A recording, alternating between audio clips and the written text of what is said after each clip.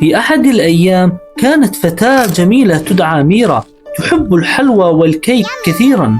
وفي يوم مشمس بينما كانت ميرا تلعب في حديقة منزلها لاحظت بابا صغيرا لم تره من قبل. كان الباب مصنوعا من الكيك، وعندما فتحته وجدت نفسها في عالم مليء بالكيك والكاندي. كانت الأشجار مصنوعة من أعواد الحلوى الملونة، والبيوت مبنية من الكاندي. وفي قلب هذا العالم الساحر رأت ميرا قصرا ضخما جدا مصنوعا من الكيك والكاندي، حيث تعيش ملكة تسمى ملكة الحلوى. كانت ملكة الحلوى جميلة ولطيفة، ولكنها كانت حزينة للغاية. أخبرت ميرا عن وحش شرير يسمى عفريت الحامض يهدد مملكتها الجميلة، ويريد أن يحول المملكة إلى مكان حامض وكئيب. وأخيرا قررت ميرا مساعدة ملكة الحلوى، وبمساعدة دببة الجيل المرحة انطلقت في رحلة محفوفة بالمخاطر، مثل عبور نهر من عصير الليمون الحامض،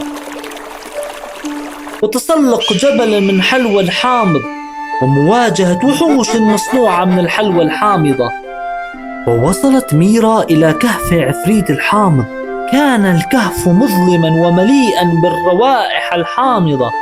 استخدمت ميرا ذكاءها وشجاعتها، وبمساعدة الدببة الجلي تمكنت من هزيمة عفريت الحامض، حيث أطعمت دببة الجلي العفريت الكثير من الحلوى والجلي والكاندي حتى أصبح لطيفا وأصبح يحب الحلويات.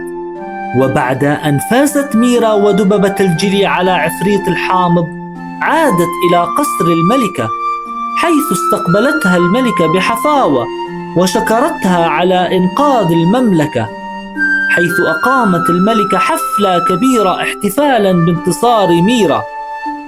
وعادت ميرا إلى منزلها وهي تحمل معها ذكريات لا تنسى عن مغامراتها في عالم الكيك والحلوى.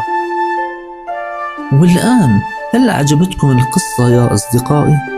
آملا منكم أن تكون قد أعجبتكم. رجاء الضغط على زر الإعجاب والمشاركة لمشاهدة المزيد من القصص.